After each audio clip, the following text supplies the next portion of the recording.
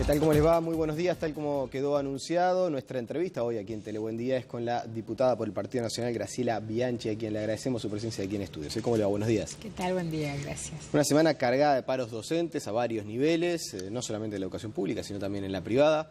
¿Estamos ante la primera gran crisis educativa del gobierno de Tabaré Vázquez? No, la crisis educativa está desde hace mucho tiempo instalada en el Uruguay. Estamos en una emergencia educativa. La situación, según el doctor Caetano, que forma parte de las filas oficialistas, pero es una persona muy crítica, la ha catalogado como tragedia desde hace ya bastante tiempo. Es decir, que un intelectual de la valía de Caetano diga que la situación de la educación es una tragedia, no lo dice Graciela Bianchi, lo dice un gran intelectual. Claro, pero no hace referencia a estos paros, a estas movilizaciones, a esta situación situación. Lo que pasa es que esto era coyuntural. ¿Qué va a pasar? Hay gente que revisa mucho lo que yo digo, en general para hacer mala política. Pero si quieren recordar lo que yo dije en La Paloma, en el encuentro del Partido Nacional del año pasado, no de enero de este año, del año pasado, cuando recién asumió Celsa Puente, los periodistas me preguntaron qué opinaba. Le digo, no va a pasar absolutamente nada, no va a haber ningún cambio. Sabe hablar un poco mejor, porque es profesora de literatura, va a mantener el statu quo y además a los sindicatos se le va a dar la orden de callarse porque es año electoral. Va a haber silencio de los desastres que siempre suceden desde el punto de vista de gestión, que es mi especialidad además, pero por supuesto en lo que se refiere a nivel académico, a todo lo que es el funcionamiento institucional. El precio que pagó el Estado para el silencio fue darle al sindicato el acto de elección de horas en secundaria, que es uno de los factores de más problemas en noviembre y diciembre, justo cuando estábamos ahí previo al año a las elecciones de octubre y el balotaje, rompiendo la institucionalidad, porque es competencia exclusiva de las autoridades institucionales el acto de elección de horas. Lo hizo el sindicato, pero resulta que, claro, después el sindicato tiene que empezar a responder a sus afiliados. No hay profesores, no hay maestros, no hay seguridad, los salarios son insuficientes, no hay adscriptos, el caos institucional en cuanto a la falta de orden básico, se rompió el tejido institucional. ¿Pero de verdad piensan que no hay ningún avance? ¿No se ha mejorado en infraestructura? No, eso también, si me siguen, yo les dije, la ciudadanía no se coma la pastilla de los problemas edilicios. Los problemas edilicios existían, los problemas edilicios se podían ir solucionando, pero el tema educativo no pasaba y no pasa por el sistema edilicio. Si lo pensamos desde el punto de vista de la educación como preocupación fundamental, los griegos fundaron la sociedad occidental en plazas públicas, o sea que dejémonos de tontería. Había muchos Pero entonces es una tontería, por ejemplo, que los docentes del Liceo de Casabó reclamen un muro para poder dar clases sin que nadie venga y los agreda. Eso es un problema más. No, eso no es un problema solamente de edilicio, es un problema de seguridad. Bueno, pero es edilicio. Sí, pero es un problema de seguridad. Cuando yo tomé la dirección del Liceo Bauzá en el año 94, yo no me voy a meter en el tema, tengo mi opinión, por supuesto, pero vamos a partir de la base que la inseguridad no era tanta o no era la sensación térmica. Vamos a quedarnos ahí. El Bauzá tenía 4 policías 222, o sea, estaba cubierto de lunes a lunes, sábado y domingo también, 24 horas al día. O sea, siempre el tema de la seguridad en las escuelas y en los liceos es un tema pedagógico también. Porque el afuera influye en el adentro, pero eso no es un problema de edilicio en especial. Además, con 2.000 millones de dólares de presupuesto, no podían resolver a nivel de la Dirección de Infraestructura de Codicen ese tipo de problemas. Por favor, metieron a la Corporación Nacional para el Desarrollo, que además demoró muchísimo en poder empezar a funcionar, con arquitectos que no están preparados para edificios educativos, porque los arquitectos los hemos especializado en el exterior, en edificios educativos. Pusimos al Ministerio de Transporte, la Dirección de Infraestructura, en un mismo edificio se está gastando plata por 2 o 3 lados distintos sin la conducción de las autoridades educativas. Por favor, es un despilfarro más. Ahora, esto que yo estoy oyendo, que el primer quinquenio era resolver el tema de los salarios, que no se resolvió. El segundo quinquenio era el tema de los edificios, que no era el problema fundamental. y ahora nos vamos a dedicar a lo pedagógico, por lo menos parece una tomada de pelo a la población. Y este tema que se está reiterando lamentablemente en los últimos tiempos de las agresiones a los docentes, no solamente a docentes de secundaria, sino también maestras, directoras. Esto es un problema de larga data. Lo que pasa es que ahora, como la justicia empezó a actuar porque eran tantas las denuncias, empezó a procesar madres, se hizo público. Esto se barría debajo de la alfombra. En primaria empezó antes, en secundaria empezó después, y esto forma parte de la ruptura del contrato entre la sociedad y la educación, que eso es lo que hay que volver a refundar, y sin demasiadas búsquedas en el exterior. El Uruguay ya había resuelto el problema. La diferencia con Perú, con Colombia, con Ecuador, hasta con Finlandia, con Corea, es que ellos tienen que romper con su propio pasado. Nosotros tenemos que buscar en nuestro propio pasado lo que ya supimos resolver y adecuar las cosas al mundo moderno. ¿Y cómo se hace? Y hay que romper con este paradigma infame de que todo vale. Laissez-faire, laissez-passer. Ahora empezamos otra vez la discusión si las asignaturas, todavía no se animaron a usar la palabra áreas, que retrotrae a la reforma Rama del 95, que esta fuerza política a la que yo pertenecía y los sindicatos a los que yo pertenecía, fui fundadora de las dos, trancó. Y una de las cosas fundamentales que se decían sin proyecto de alternativa es que era una reforma para el neoliberalismo, para las políticas neoliberales, para el descenso a nivel académico. Entonces, ahora se vuelve a hablar de competencias. Son los mismos actores institucionales. Fernando Filgueira, el actual subsecretario de Educación, estaba en el riñón de la reforma de Rama con su padre, un gran intelectual. Yo recibí cursos de él, no por problemas de edad, sino porque yo como directora me perfeccionaba y los cursos los daba él. Entonces, ¿vamos a volver a instalar la discusión? 25 años después o 20 años después, 20 años después exactamente, cuando en realidad el tema de la educación se resuelve mucho más fácil de que lo que los sociólogos quieren hacer ver, porque los sociólogos son auxiliares en este caso, especialistas en educación, muy bien, pero los que tenemos que decir cómo se debe educar somos los educadores, no solo los educadores. Pero los educadores parecen no ponerse de acuerdo.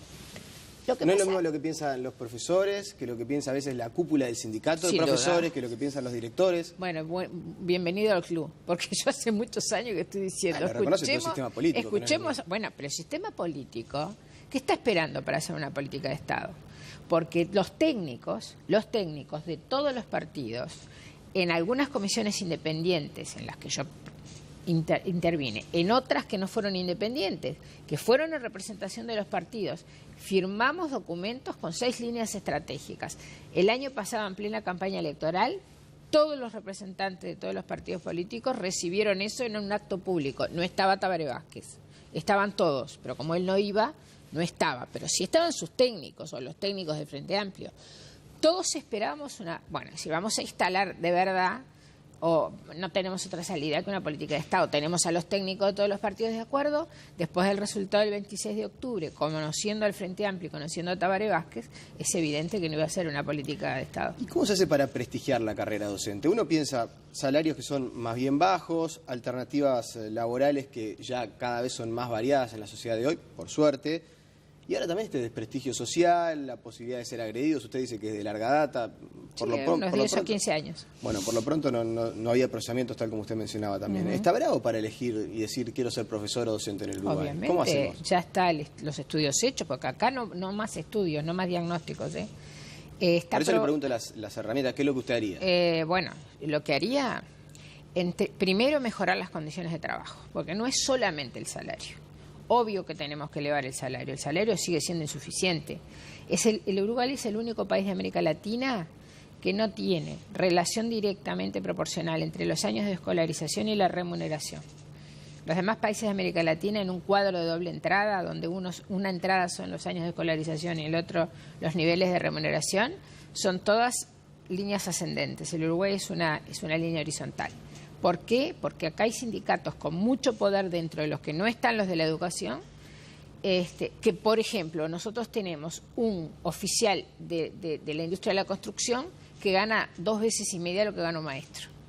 ¿Está mal que el obrero de la construcción gane mucho? Está perfecto, pero entonces un maestro, un profesor tiene que ganar 3 veces más, al revés, porque hay que empezar por prestigiar con salarios adecuados y condiciones de trabajo. Las condiciones de trabajo se refieren a tener centros educativos con autoridades realmente que funcionen como tal, con docentes respetados, con autonomía relativa, porque no es que cada uno pueda hacer lo que quiera, que se les impulse en sus iniciativas, que se les respete en sus iniciativas, y el salario incluso ellos pueden ir aceptando que la gradualidad de la mejora sea más larga. Lo que más exigen los profesores, no los sindicatos, los profesores, es el desarrollo de su actividad profesional, y eso es lo que no se está dejando hacer. Leyendo algunas de sus últimas declaraciones, vi que puso en tela de juicio si Neto finalmente iba a ser o no el presidente del CODICEN, director de la ANEP. ¿Por qué puso en tela de juicio esa continuidad? Si, llegado el caso, no estando en las mayorías parlamentarias para la aprobación, para la votación de las venias, transcurridos 60 días el plazo, va a quedar firme. Es que lo que pasa es que yo quiero certezas. Estoy harta de las especulaciones. Yo sé lo que son los cambios de gobierno. Yo estuve 2005, estuve 2010, cambio dentro de la misma fuerza política. Y los enfrentamientos fratricidas por quién van a ocupar los cargos es impresionante. Yo nunca los vi. Eso es una de las razones por las que me fui. Del CODICEN y de la fuerza política. Yo no sé exactamente quién va a quedar, probablemente quede Neto. Pero todos estamos asistiendo a un enfrentamiento que es producto de la fractura que hay dentro de la propia fuerza de gobierno, por más que lo quieran disimular, y en los actos y en los discursos lo disimulan o lo disfrazan. Entonces yo no creo que Neto esté en el paradigma que pretende Tabaré Vázquez ni su equipo, ni el Frente Liber Seregni en lo que se refiere a la educación. Bueno, ahí hay pactos, sin ninguna duda. El MPP, que es quien tiene la mayoría en el frente, es el que decide en muchos casos. Y Tabaré tiene que pactar mucho más de lo que él quisiera, probablemente, no lo sé, mucho más de lo que le conviene al país, pero bueno, la gente votó y en consecuencia hay que respetar a las mayorías. Yo lo que quiero son certezas. ¿Queda Neto? Bueno, queda Neto, perfecto, yo sé quién es Neto. Lo conozco muy bien, poca gente lo conoce como yo, porque era profesor de la USA, y además lo soporté siendo secretaria administrativa y de hecho secretaria general en el CODICEN, porque no importa, esas son cosas de entre casa, siendo director general de la UTU. No tiene la menor idea de cómo funciona el Estado. Entonces, es un peligro muy serio. Hubo actos de corrupción, sentada acá en otro ciclo yo lo denuncié. Bueno, ahora soy parlamentaria, necesito que se instale la comisión el 8 de abril. Ahora, quiero saber quién está junto con Neto también. Quiero que tenemos que empezar a funcionar, las clases empezaron. ¿Por qué fueron todas las venias y no fueron las de ACE? Ya sabemos, públicamente se están peleando, porque tenemos un Ministerio de Salud Pública que obedece a Vázquez y una ACE que obedece al MPP del Partido Comunista. ¿Y qué pasa en la ANEP? ¿Pasa algo parecido? No sé. ¿Por qué no fueron las venias? Yo quiero las venias para saber, obviamente, si nosotros las vamos a dar o no, o el Frente usa los 60 días, y quiero empezar a discutir con la gente que realmente, de acuerdo a la Constitución, tiene que tomar decisiones en educación. No es la ministra de Educación y Cultura en el Uruguay. Alguien del gobierno que esté mirando la entrevista puede decir, está bien que nos reclamen las venias, ¿no? Pero la oposición tampoco ha cumplido, todavía no ha enviado la lista, no se ha puesto de acuerdo. Nosotros no tenemos representantes en la educación. No, en la educación no, pero en el resto de las oficinas estatales. El líder al que yo obedezco, y obedezco no es la palabra, porque yo no obedezco a nadie más que a mi conciencia, pero que sigo, ha dicho que él tiene sus tiempos, bueno, que el gobierno decida. Lo ha dicho públicamente, Luis. Yo tengo mis tiempos, nosotros tenemos nuestros tiempos, no nos lo va a marcar el Poder gobierno Ejecutivo. También tiene sus tiempos. Por supuesto, que tome las decisiones que tiene que tomar, Si tomó la decisión de no darle a la oposición un lugar en el Consejo Directivo Central, nada menos otro que política de Estado, ya ni siquiera política de Estado en la educación, ni siquiera lugar a la oposición, que para mucho no sirve, pero por lo menos uno puede ir controlando de otra manera, que tome las decisiones que tiene que tomar. ¿Hay algún nombre que va a recomendar no apoyar en la designación en educación? Yo me imagino que usted, en charlas habituales con Luis Lacalle Pou, hablará con Luis Lacalle Pou y otros de los claro, somos un equipo. Hablará de todos estos asuntos. ¿Usted le va a recomendar algún nombre no apoyar, no votar la venia? Gineto es una persona que, por ejemplo, a mí si me preguntan, yo no tomo las decisiones dentro del Partido Nacional. No, por eso hablo de recomendación. Sí, en educación. ¿Recomendación? Por supuesto que no. Por supuesto que no. De la misma manera que yo quería derogar la ley. Habíamos llegado a un acuerdo dentro del Partido Nacional de una modificación profunda de la ley que la tenemos hecha, no por cualquiera que se pone a redactar una ley, porque no cualquiera puede redactar una ley, por profesores grado 5 de Derecho Administrativo. La ley de educación, cuando hace absolutamente la ley de educación, porque no tienen que estar los sindicatos en el Estado. Vuelvo a repetir, la gente votó. Bueno, ahora asumir las consecuencias. Pero no, si de mí dependiera, obviamente que el Consejo Directivo Central tiene que tener una integración absolutamente... No sé quiénes van, porque han trascendido nombres, pero yo no me muevo por trascendidos. Esto es el Estado. Y no es un club de fútbol, ni el Quincho de Varela, es el Estado. Y es nada menos que una educación pública que es la rectora en el país de la educación. Porque la educación privada, si no tiene la competencia de una muy buena educación pública, cae también. Y lo que está pasando ahora lo demuestra. ¿Usted considera que lo que está pasando en la educación privada, estos recortes en varios liceos, reducción de personal, obedece a que la educación pública está deteriorada? Primero porque empezó la crisis y la gente, ya empezó antes, pero ahora ya tengo un ministro de Economía que fue vicepresidente de la República y ministro de Economía en el periodo anterior que me dice que hay que recortar el gasto, y un presidente de la República que formó parte del mismo gobierno, a pesar de que estaba fuera, teóricamente, diciendo que la economía está mucho peor de lo que esperaban. Bueno, la economía creció más de lo que se preveía el año pasado. Sí, en el pasado, pero los que seguimos no somos economistas, pero no somos tontos y leemos economía. Este proceso es la historia del Uruguay.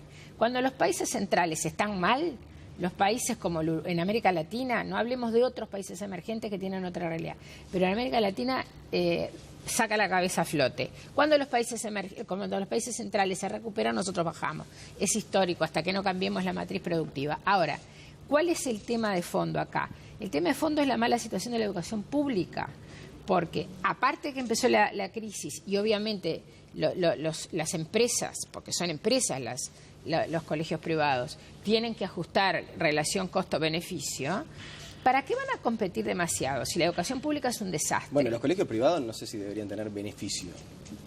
No sé, esa es una discusión filosófica que podemos tener en otro momento. Los laicos, hay muchos que son empresas, hay muchos que no. Los colegios religiosos se supone que no, pero tienen que sostenerse, porque si ya el gobierno francés dice no más subsidio, estamos en riesgo de tener problemas nada menos que con el liceo francés, que es uno de los pilares de la educación en el Uruguay, privada pero muy importante y de muy buen nivel. El tema es central. Cuando insistimos en la educación pública, no es que no queremos a la educación privada, es que en este país funcionó bien la educación cuando la educación pública funcionó bien. Los que egresábamos de la educación pública e íbamos a la universidad o al mercado laboral, teníamos infinitamente mejor nivel que los que egresaban de la privada. Por lo que se desprende de su respuesta, no son alcanzar las metas propuestas por Tabaré Vázquez para la educación el 1 de marzo. Lo dijo la ministra ya. Yo sabía que no se iban a alcanzar. Lo dijimos en la campaña. Lo dijimos. Ahora se cambió el discurso porque ahora ganaron las elecciones, pero eso era obvio. Pero aparte de que era obvio que no se podía llegar a esas metas... Estamos hablando de que para el año 2020 el 100% de los adolescentes de hasta 17 años esté en el sistema, que el 75% culmine el ciclo de enseñanza media. Sí, eso se puede decir fácilmente. Se puede hacer si uno realmente tiene interés, pero si uno realmente tiene interés... debe tener. Yo no juzgo intenciones, juzgo hechos. Si yo tengo interés en mejorar la educación pública, reitero, hago una política de Estado... Llamo a los mejores técnicos, no me importa quién votó, porque el técnico a mí no me importa quién votó, las líneas políticas las establece el gobierno. Y pongo a la gente más capaz, no a los menos capaces. Parece que hubo una comisión honoraria que funcionó, a ver cuál es más incapaz y lo ponemos. ¿Por qué? Y porque los que son mediocres dicen que sí a todo y no tienen autonomía técnica, quieren seguir manteniéndose en los cargos. Eso es objetivamente así y lo lamento muchísimo. Y el que me lo quiera discutir, que no me discuta con descalificaciones, que me discuta con argumentos, porque yo discuto con argumentos. ¿Es una descalificación decir que se eligió a los más capaces? No, es un hecho objetivo de la realidad. Ahora, volviendo a las metas, a mí las metas no son cuantitativas para mí. Son cuantitativas, pero fundamentalmente cualitativas. En primaria estoy aburrida de escuchar todos los días que es genial el resultado, tenemos un 99% de egreso. No podría egresar ni el 50%, porque no tienen el nivel de egreso de primaria que tendrían que tener, no están alfabetizados siquiera. Claro, después se explota en secundaria, que además la educación media es un desastre, porque no solamente la general, la UTU también tiene pésimos resultados. Hay bolsones donde hay cosas que se hacen bien, hay escuelas donde las cosas se hacen bien, hay liceos donde las escuelas se hacen bien, hay escuelas agrarias donde las cosas se hacen bien, están los bachilleratos tecnológicos donde las cosas se hacen bien, pero cuando todo el sistema se desintegra, esos bolsones son apenas eso, bolsones. Me quedan 2 minutos y le quiero preguntar, ¿va a presentar alguna iniciativa parlamentaria? ¿Ya tiene pensada alguna ley para proponer al Parlamento en este nuevo rol que está desempeñando? Y lo que pasa es que para la educación es muy difícil presentar leyes, hay que respetar la autonomía de la Administración Nacional de Educación Pública. Sí, lo que voy es a citar permanentemente, controlar y, por supuesto, elaborar proyectos. Ya los tenemos elaborados. Se instala la comisión y usted cita a las autoridades. No, pero además voy a presentar proyectos, pero no muchos no van a ser proyectos de ley. Estamos en un ente autónomo, tan autónomo como el Poder Judicial, está en el artículo 120 de la Constitución. Lo que pasa es que nos hemos acostumbrado a violar la Constitución en forma natural. Yo no digo que el modelo este sea el que sirve, porque es excepcional en el mundo, que haya un Ministerio de Educación y Cultura que en realidad no tiene competencias para la educación formal y que haya una Administración Nacional de Educación Pública cuya personería jurídica la ejerce el Consejo Directivo Central, que tiene autonomía absoluta, hasta financiera, con respecto a la educación. Ahora, si van a modificar el modelo, primero modifiquen la Constitución. Mientras no la modifican, es así. Yo tengo que enfocar al Consejo Directivo Central, y ahí no son leyes, ahí son propuestas de proyecto, control de paradigma, ¿qué paradigma educativo? Esa es la gran pregunta que se tiene que hacer la población. ¿Qué paradigma educativo se va a aplicar? ¿Pero va a convocar o no a la ministra? Por supuesto que sí, no lo pude hacer, ya lo hubiera convocado. A ver, no sé si a la ministra, porque la ministra va al Parlamento casi formalmente, por un tema de vínculo con el Poder Ejecutivo, pero el que tiene que ir es el Consejo Directivo Central. ¿Va a convocar a Neto entonces, si queda firme la voy a designación? convocar al Consejo Directivo Central que quede. Vamos a ver, porque si siguen devorando las veñas, yo igual convoco al actual, porque ¿cuál es el problema? Son herederos de los poderes jurídicos, aunque se cambie de nombre, se van a tener que ser responsables. Yo quiero saber qué se hizo además con los 2.000 millones de dólares que se gastaron este quinquenio, Yo quiero que me expliquen dónde fue esa plata, porque en resultados no fue. Y si tuvimos que recurrir a la Corporación Nacional para el Desarrollo y al Ministerio de Transporte y Obras Públicas para la construcción, que aparentemente es el gran logro del quinquenio, que es un desastre igual, ¿dónde fueron los 2.000 millones de dólares que tuvo la educación en este país en este quinquenio? Diputada Graciela Bianchi, le agradecemos su presencia esta mañana. Gracias a ti. La pausa y seguimos con más información.